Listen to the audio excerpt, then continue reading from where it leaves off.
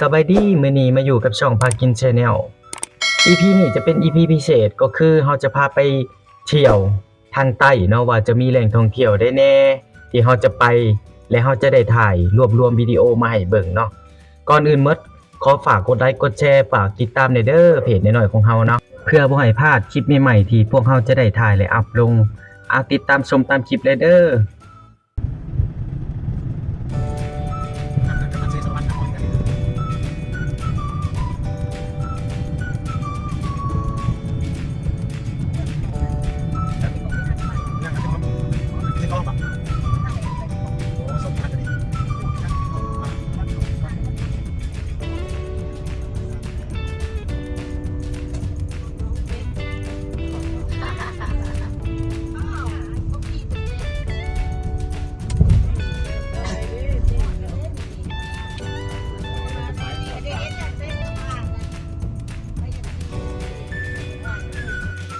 จับผ้าเบิ่งอันหงไข่เนาะ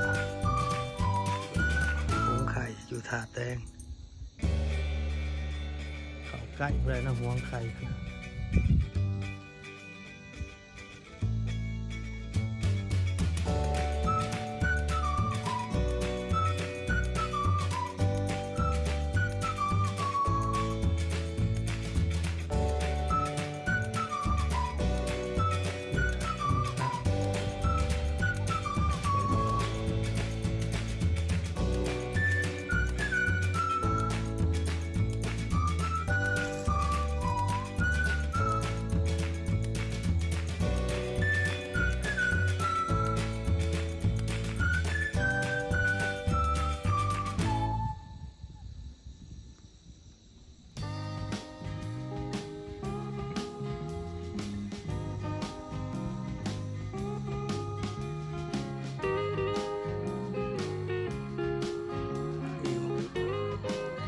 รีสอร์ทเมืองถาแตงโซนกำลังเฮ็ดใหม่สวยโอ้มือเบ็ดสองทานนี่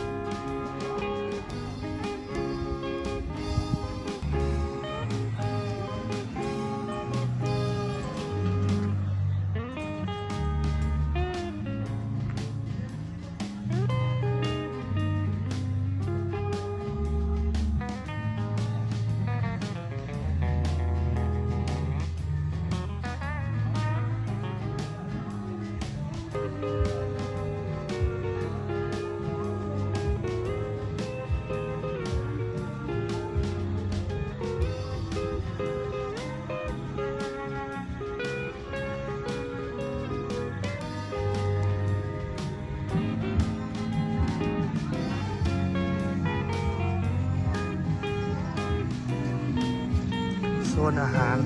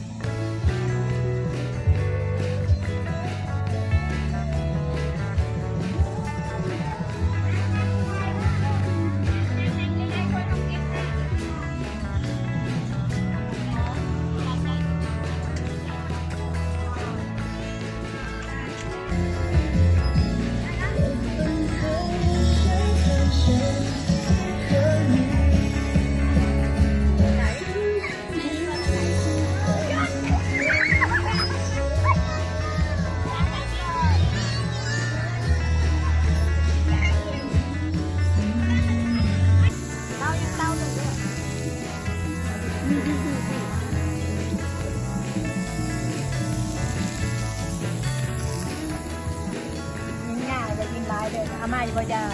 ดี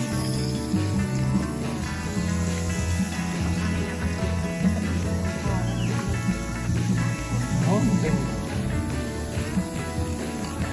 อาจะกินลายด้วย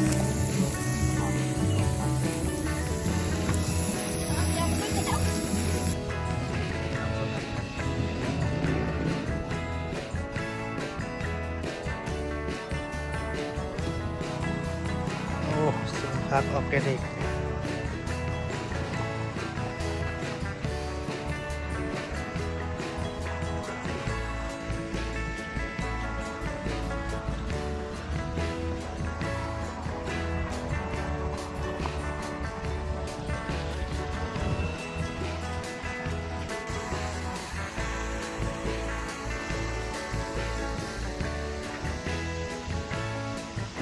ไปพาเบิ่งสวนผัก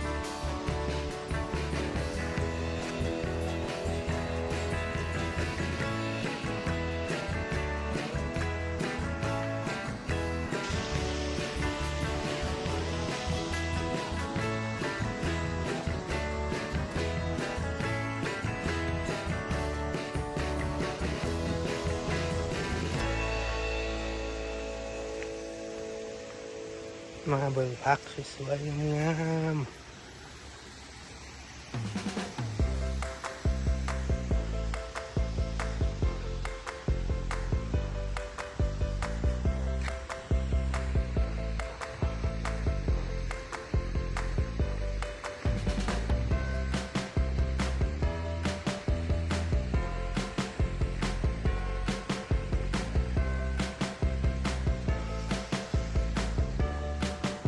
นี่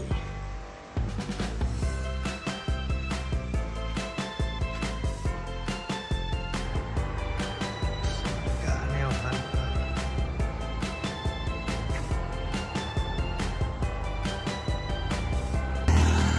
ทางอาหาร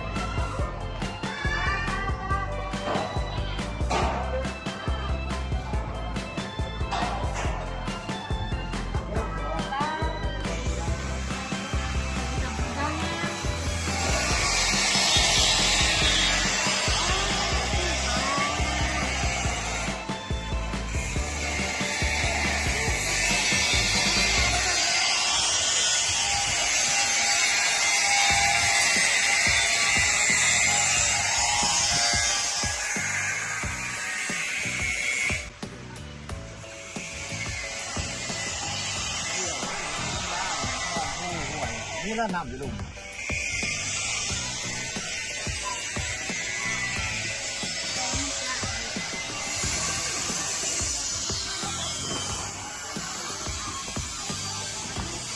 ยา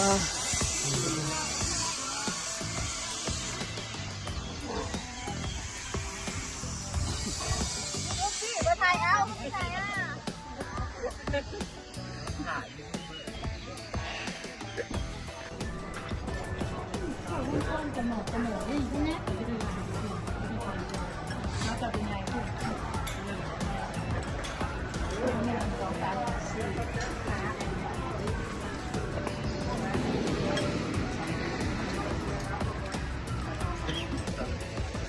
กำลังสิขึ้นเรือไปด้านเด็กโอ้ทีมงานนั่นนี่เต็มสูบเลยมีทั้งคันเบ็ดพร้อมแล้วนี่ขามไปดอน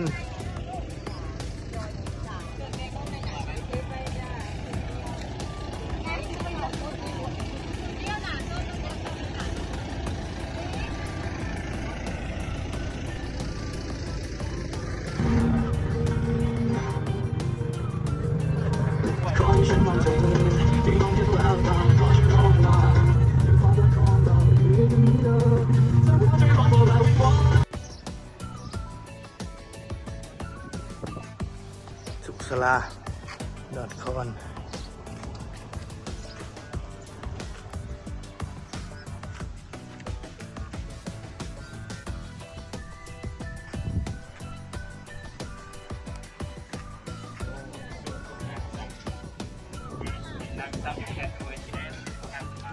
ไปต่างประเทศ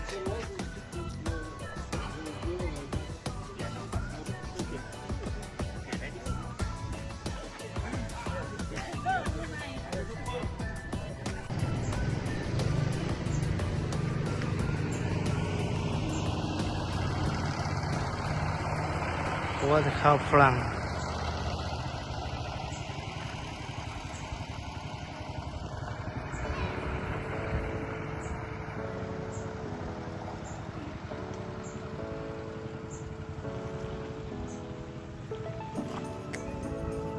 มีรถกอล์ฟ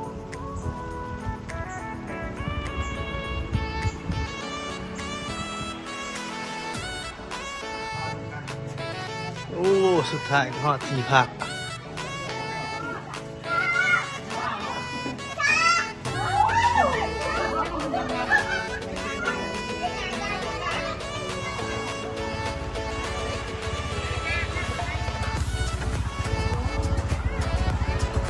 รีสอร์ทแสงอารุณ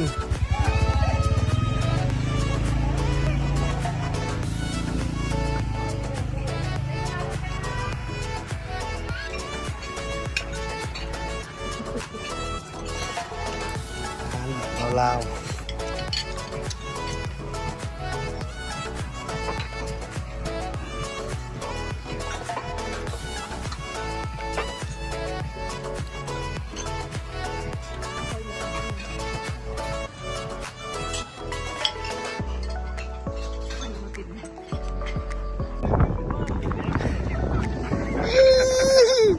โอ้ฝรั่งนี่หล่อเว้ยงามบุหรือหล่อวะพี่อยากออกงามเว้ย ขาวชั่วเลย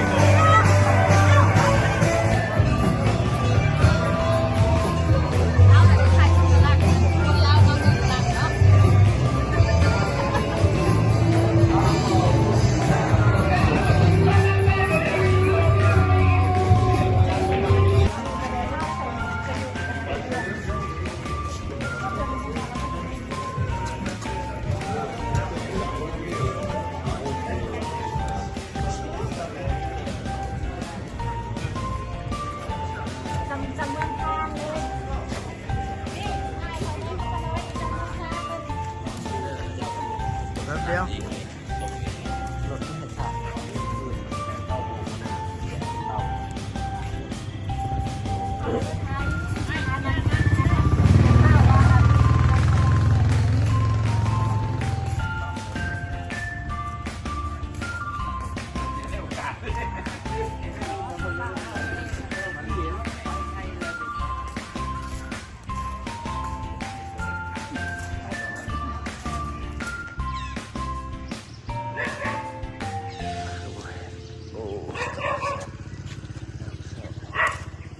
นี่รางเก่าบ่ญาติเนาะมันเห่างัวพุ่นลูก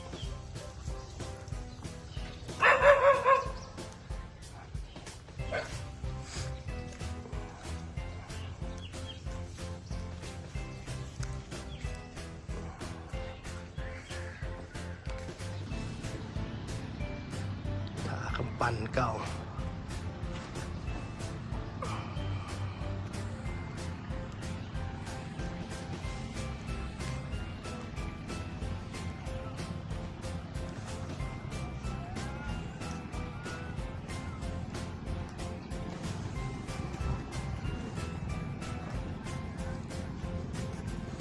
สมอเฮือ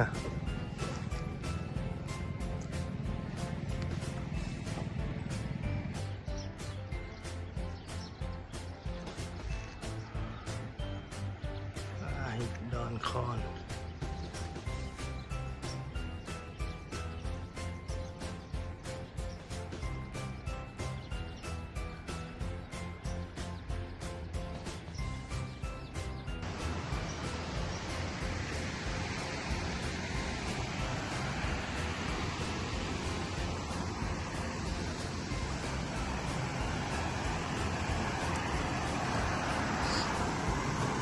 น้ำเลือกดิ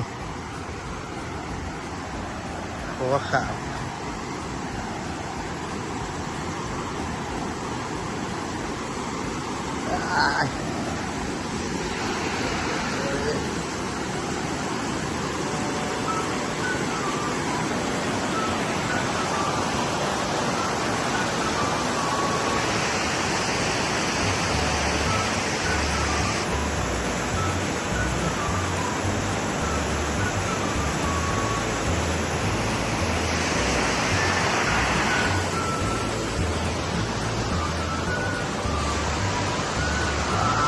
สูงจังเลย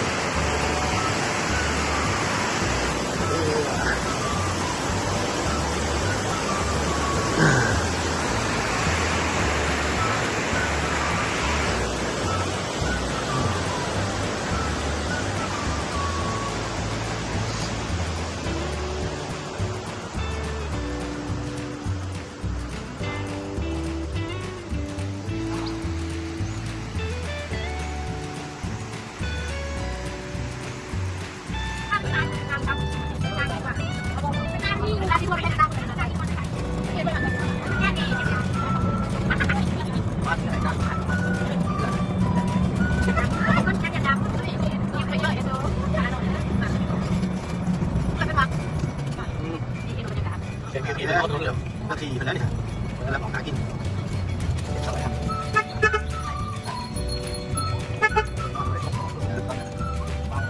คนภาษาอย่างหลังก็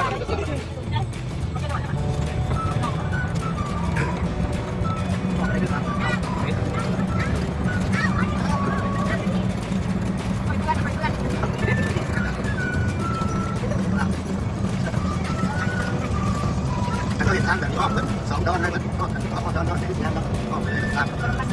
แล้วมันขี่ไม่ได้เนี่ย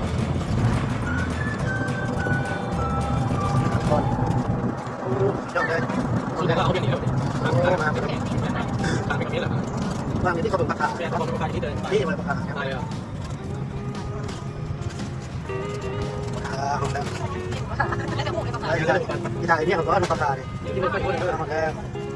ช่วงไทยวันนี้ก็เลยมาจากเป็นพวกไอ้เพื่อนขอได้ยินกันต่อมาหัวรถไฟเก่า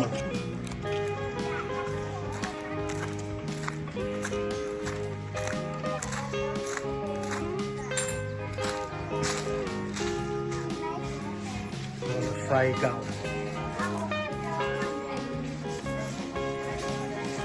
โอ้ประวัติความเป็นมา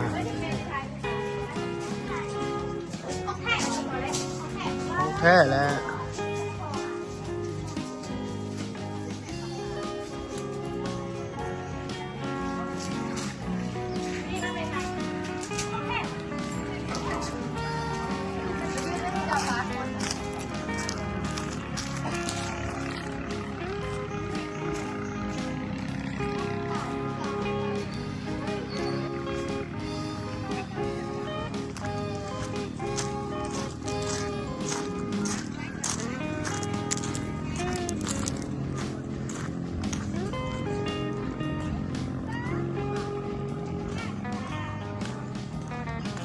เอเชีย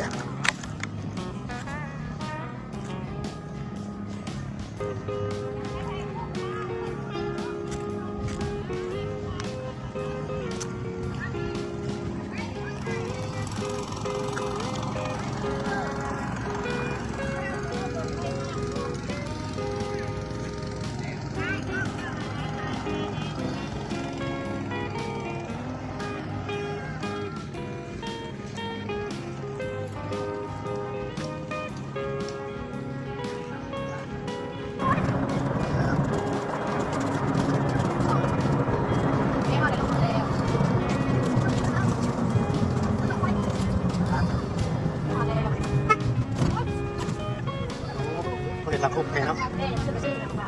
อะไรเสริมแพงเสริมแพงทำก่อนพอจะขบก่อนเสริมพลังก่อนถึงลงก่อนถึงมาจะกินนะทีมงานเอาทีมงานสายฮาอ้าวลงมีแต่ผู้แทนรัษฎรมาผม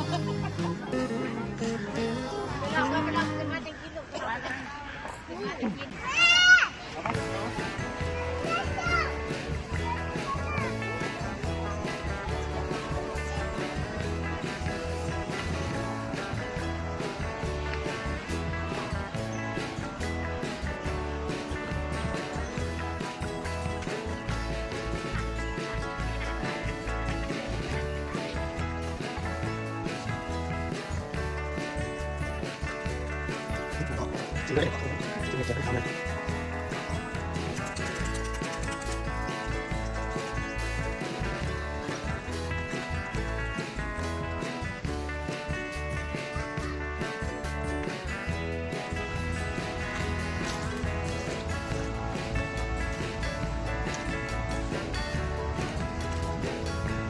สูบกินหรอแล้ว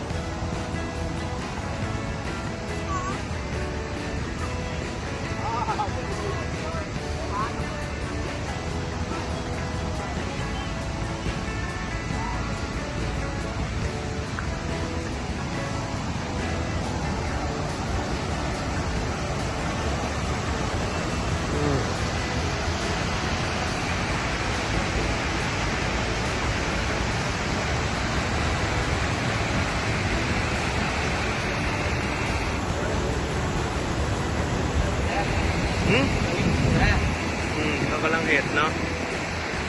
แล้วเลยฮะแล้ว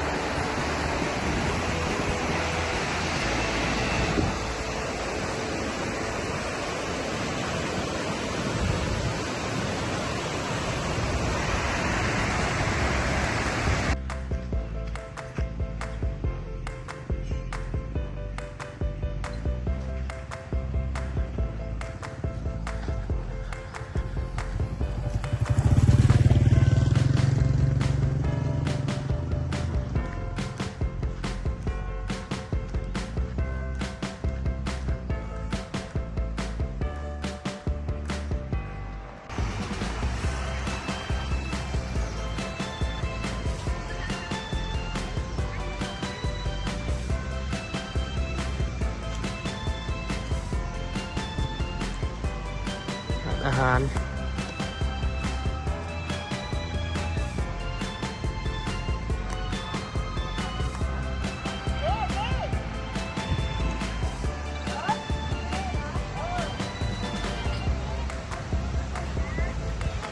เฮ้ยถ่ายรูปให้หน่อยเฮ้ยบอถ่ายรูปใครคอยให้หนีมันแจ้งบอโค้งมาแล้ว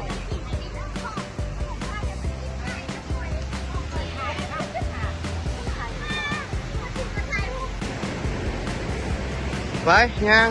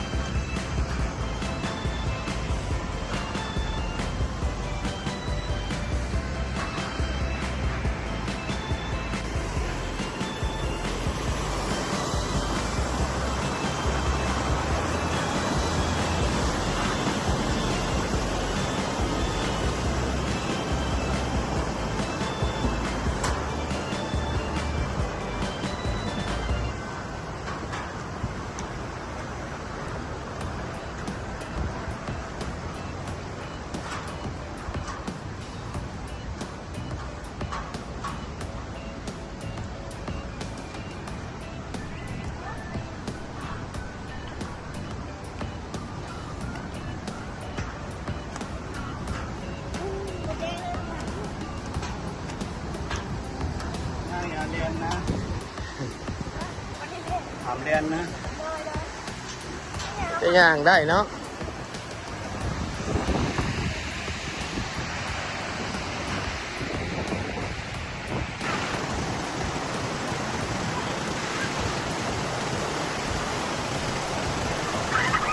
บายบายเดินทางต่อ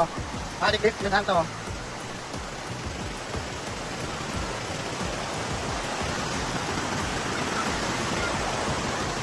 โอ้น้ำดีครับ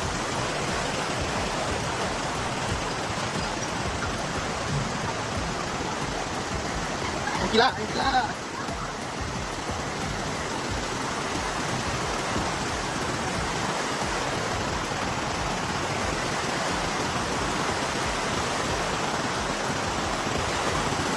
งามสุดเลย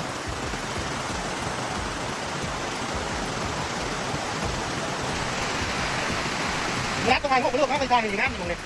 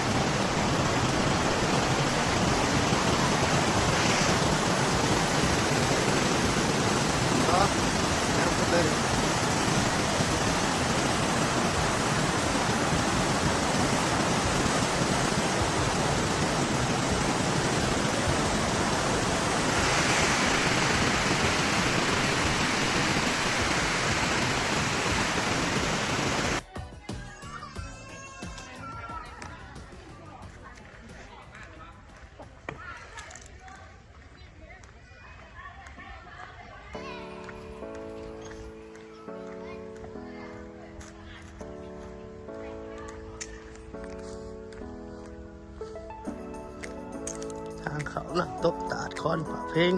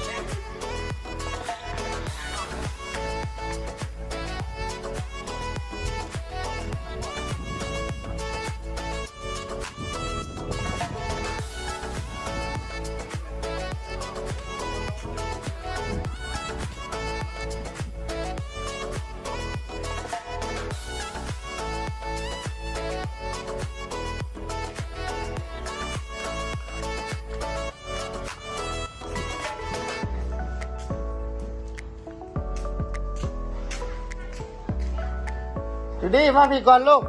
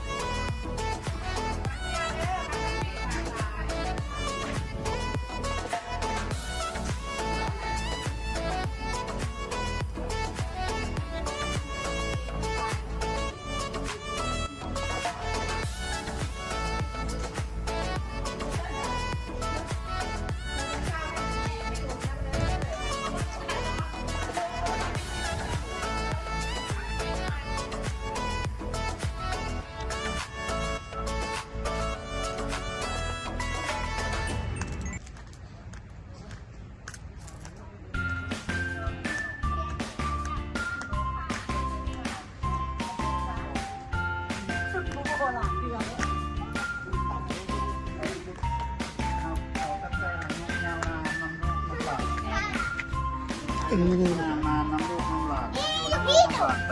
หลายๆดีวะ ต้นไม้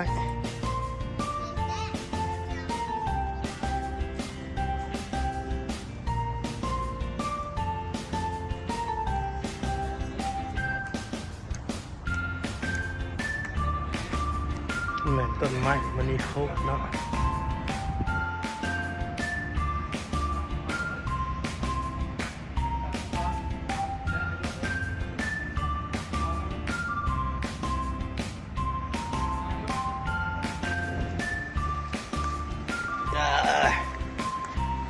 แล้วคนเพลง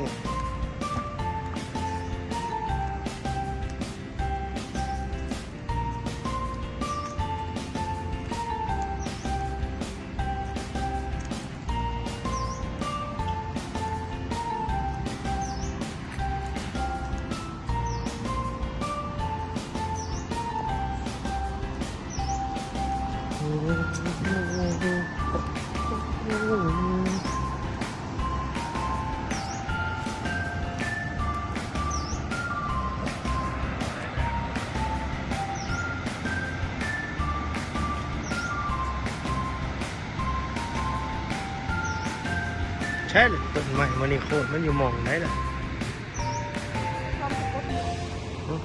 อยู่จุดนี้แหละอยู่ตรงนี้แหละ หรือว่าเราเอามาซื้อตรงนี้